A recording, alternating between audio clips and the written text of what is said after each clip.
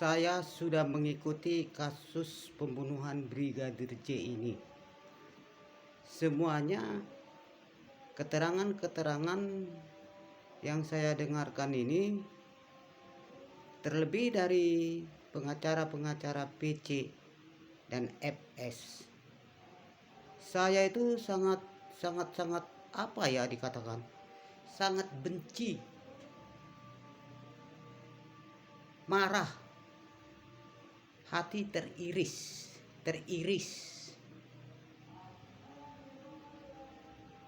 Semua hanya melakukan manipulasi fakta, kebohongan. Bukan yang minta maaf yang dilakukan, menyadari perbuatan yang salah, memohon ampun.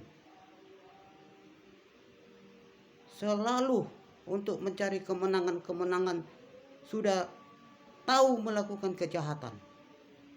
Sekarang ya, ingat pengacara-pengacara FSPC, kalau engkau ingin menjadi pengacara hukum yang baik, profesional, berwibawa, setiap membela klien kita, mau itu menang mau itu kalah tidak menjadi masalah. Yang penting bertujuan menegakkan hukum yang berkeadilan. Itu intinya. Sekarang kita mendengar seluruh dakwaan jaksa penuntut umum. Semua kalangan masyarakat luas mendengarkan bahwasanya dakwaan tersebut sudah cocok dan pantas yang akan diberikan kepada FS maupun PC. Semua dakwaan yang dilakukan jaksa penuntut umum itu melalui berbagai proses demi proses, melalui penyelidikan, penyidikan, mendapatkan fakta, meminta keterangan para saksi sesuai nama, tempat, tanggal yang bersangkutan yang terlibat di dalam kasus pembunuhan Brigadir Joshua. Semua digerakkan oleh siapa? Oleh Bapak Kapolri. Ingat, oleh Bapak Kapolri, untuk menegakkan hukum yang berkeadilan, benar-benar bisa mewujudkan kasus ini menjadi terang benderang sesuai harapan kita yang disampaikan oleh Bapak Joko Widodo sebagai presiden kita, agar masyarakat Indonesia ini, anak bangsa seluruhnya, dapat menyaksikan bahwa benar-benar hukum yang berkeadilan dilaksanakan di dalam negara kita ini. Semua dakwaan yang disampaikan jaksa penuntut umum, menurut kami itu sudah benar-benar sangat cocok, sudah formil, sudah cermat, dan sudah tepat. Tetapi Anda sebagai pengacara hukum FS dan PC hanya menyangkal, hanya mengatakan menurut kami tidak cermat, tidak formil, tidak tepat, tidak menjelaskan kronologi di Magelang. Kamu sebagai pengacara umum, kalau memang mengerti tentang dakwaan, itu hanya menceritakan poin-poin yang terpenting mengenai kronologinya nanti setelah persidangan yang dihadirkan para saksi. Kita mendengarkan. Anda selalu mengatakan pelecehan seksual terhadap Putri Candrawati. Maksudmu ingin disampaikan? Bagaimana menyampaikan? Alat buktinya saja Anda tidak bisa tunjukkan. Anda hanya mengatakan ada saksi, saksinya Kuat Ma'ruf, Ferdy Sambo. Hanya mengatakan Ratu Putri Chandrawati tergeletak di tempat tidur, menangis, kasur berantakan. Wow, no. Itu kan hanya asumsimu. Kalau Anda ingin meringankan klien Anda, bukan begitu caranya. Bukan manipulasi fakta. Fakta kejadian itu sudah terang-terang disampaikan oleh jaksa penuntut umum. Harusnya Anda mencari kebenaran fakta tersebut yang bisa Anda tunjukkan nanti di pengadilan sidang berikutnya. Kalau kita tarik ya, dari keterangan-keterangan yang kita ikuti selama ini di Magelang, Anda mengatakan tanggal 4 terjadi pelecehan seksual atau pemerkosaan yang dilakukan Brigadir J terhadap Tuan Putri, dibopong, diangkat, dibanting tempat tidur, spray berantakan, bla bla bla bla bla itu. Ya. Perlu ingat, pengacara hukum yang terhormat, perlu engkau harus menyimak semua keterangan,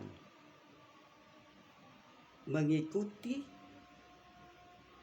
Engkau harus mencari makna-makna apa dari keterangan-keterangan dan kesimpulan tersebut. Pada tanggal 4 di Magelang, ya, ingat, ketika ada perintah dari FS atau PC, saya tidak tahu tuh, memerintahkan Bribka RR mengantar kebutuhan untuk anaknya yang bersekolah di SMA Taruna. Dia melaksanakan tugas itu. Lalu dia pun berangkat mengantarkan kebutuhan anaknya bersama siapa? Saya tanya Anda. Pertama sekali beliau berangkat bersama Kuat Ma'ruf. Akhirnya berangkatlah Bribka RR bersama Kuat Ma'ruf ke sekolah anaknya Ferdy Sambo dengan tujuan mengantar kebutuhan untuk anaknya. Berarti dengarkan ini ya Pak pengacara ya, si Sarmauli Simanguncong ini sama Rasa Malari Tonang Febridiansah, seperti Arman Hanis ini juga kelihatan kalem-kalem, ngomongnya pedas. Dengarkan, ketika Bribka RR dan Kuat Ma'ruf ke sekolah anaknya Ferdy Sambo dan Putri Chandrawati, berarti yang tinggal di rumah siapa? Yang tinggal di rumah adalah Susi, Brigadir J, dan Baradae. Pertanyaan saya, ketika mereka bertiga di rumah, ada kejadian keributan tidak? Ada perselisihan tidak? Dengarkan ini. Tidak ada kan? Semua aman, kondusif, damai. Itu yang saya anggap poin pertama. Poin yang kedua, seketika Bribka RR dan Kuat Ma'ruf pulang dan kembali ke rumahnya ke Magelang, beberapa saat kemudian ada perintah lagi untuk mengantarkan kebutuhan anaknya yang ada kekurangan. Lalu berangkatlah Bribka RR bersama siapa? Bersama Barada E. Kebetulan Barada E ini menurut keterangannya ingin tahu juga tempat di mananya sekolah anak Ferdi Sambo. Akhirnya Bribka RR mengajak Barada E. Camkan itu. Mereka pun berangkat. Pertanyaan saya, yang tinggal di rumah siapa? Berarti Susi, Brigadir J, KM, Kuat Ma'ruf. Ketika mereka di sekolahan, berselang beberapa waktu terjadi insiden yang katanya keributan, selisih paham di antara Kuat Ma'ruf dengan Brigadir J. Ada apa pengacara? Di sini yang harus kita gali.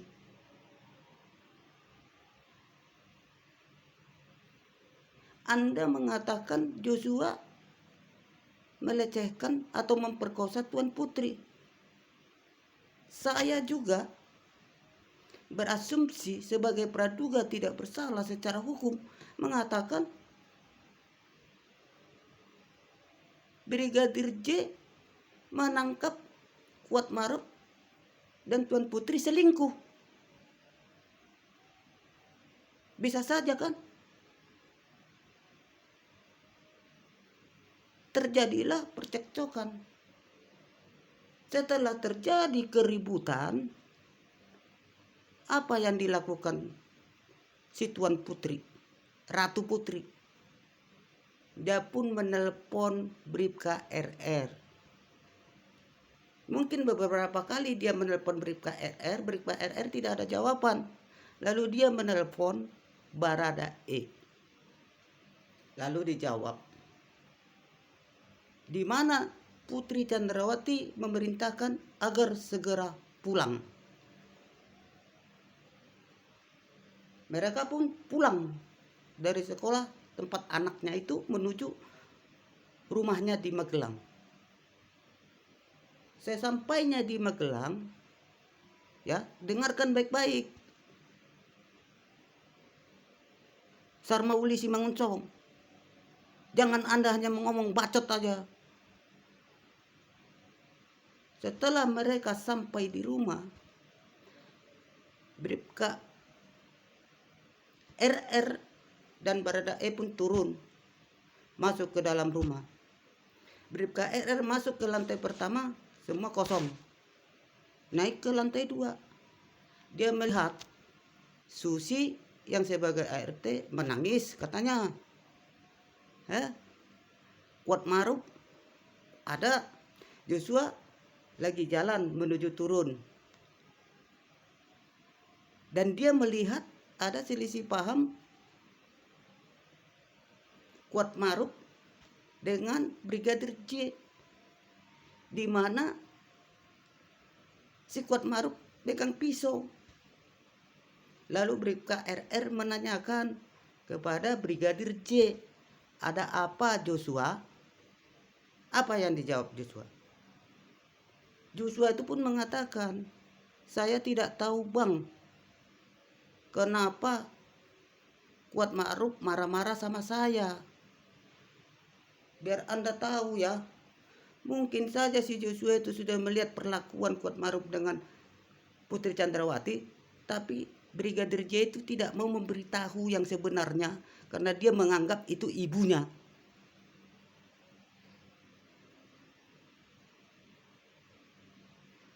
Lalu Bribka RR menanyakan kepada Kuat Ma'ruf, Anda mau tahu jawabannya Kuat Ma'ruf apa? Kuat Ma'ruf mengatakan, saya tidak tahu kenapa Joshua itu naik turun. Berarti dalam hal ini Joshua itu memantau, mengontrol yang tidak diinginkan si Kuat Ma'ruf. Dasar Anda goblok. Goblok lu. Tidak ada yang ingin mengatakan keterangan Anda itu benar. Biar Anda paham. Semua masyarakat menjadi gaduh. Adanya menambah kebencian. Biar Anda lebih memahami. Jadi dari kesimpulan-kesimpulan ini, apa yang terjadi?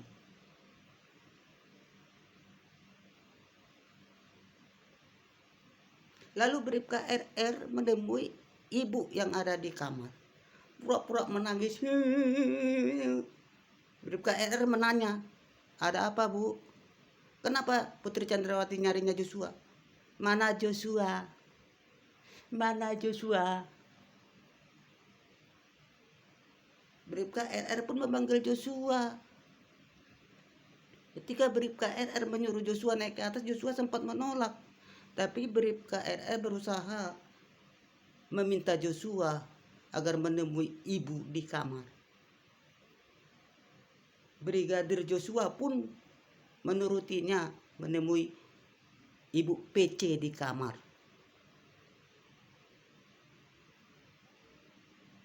Lalu apa yang dibicarakan?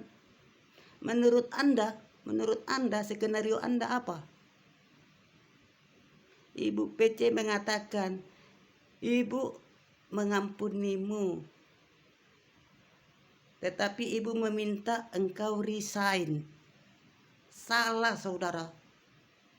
Yang adanya kalau asumsi kami, ibu mengatakan, Joshua, apa yang engkau lihat kejadian tadi, jangan beritahu bapak ya. Paham?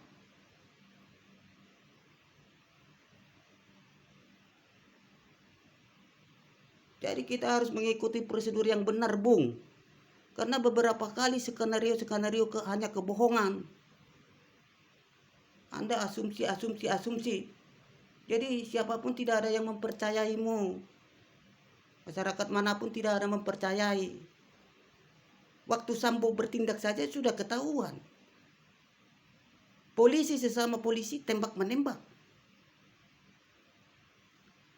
Dipatahkan oleh dari jajaran kepolisian. Adanya menembak.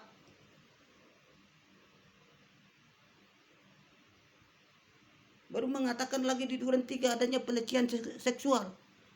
Tidak ditemukan alat bukti segala apa. Usaha dari Kapolri. Anda kira Kapolri itu tidak capek ya? Dari tim jajaran polisi itu tidak capek. Capek sekali saudara. Mengusut tuntas ini. Melakukan berbagai penyelidikan, segala bukti, alat bukti harus dicari, harus ditemukan. Ternyata tidak ada sedikit pun yang dilakukan pelecehan seksual. Akhirnya dipatahkan oleh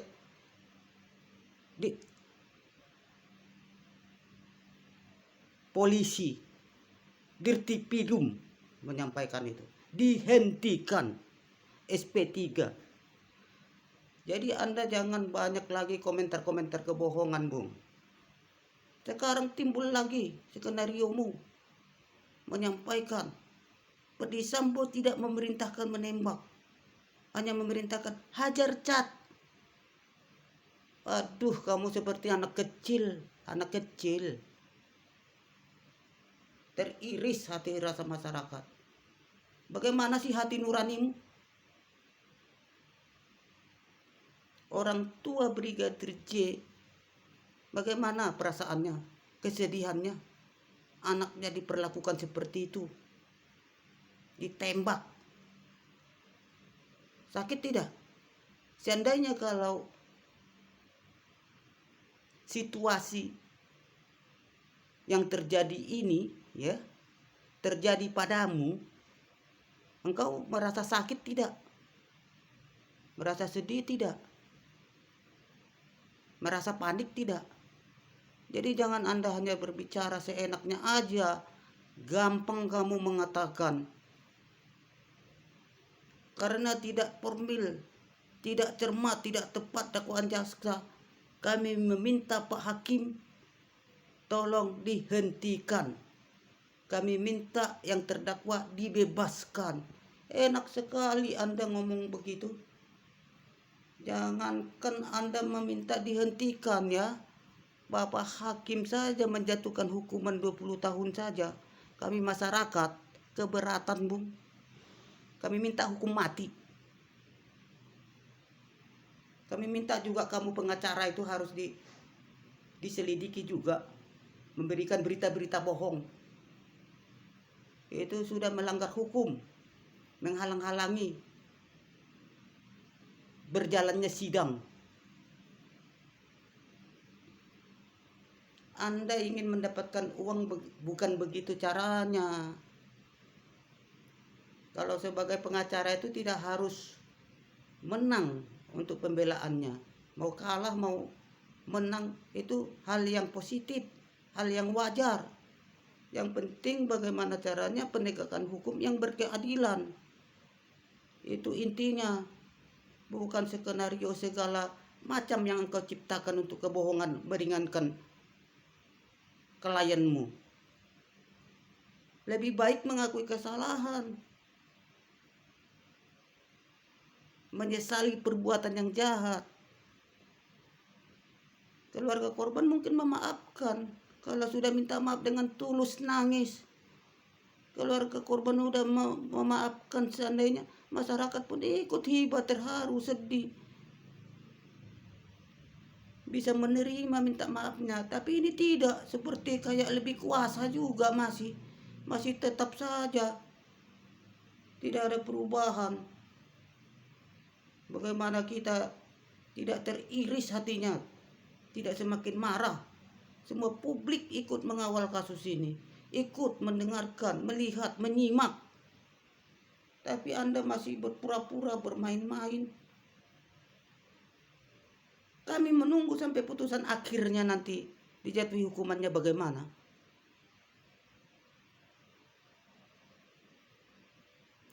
Jadi kalau memang Anda mengatakan pada waktu itu kami diundang salah seorang dari pengacara PC untuk bergabung, kami menerimanya. Saya di sini hadir untuk menyampaikan secara objektif. Apa yang objektif? Pembicaraan apa? Malah adanya kamu sama rasa malah Febri Diansyah menjadi lebih gaduh, lebih ricuh, kacau balau. Sorry ya. Ya udah, pahamkan saja itu. Pahamkan ya. Hanya itu sih sebagai pertimbangan Anda. Kami menunggu putusan dari Pak Hakim. Semoga Pak Hakim yang mulia menjalankan tugas-tugasnya yang sangat benar di dalam hukum yang berkeadilan bagi kita seluruh bangsa Indonesia. Terima kasih. Salam.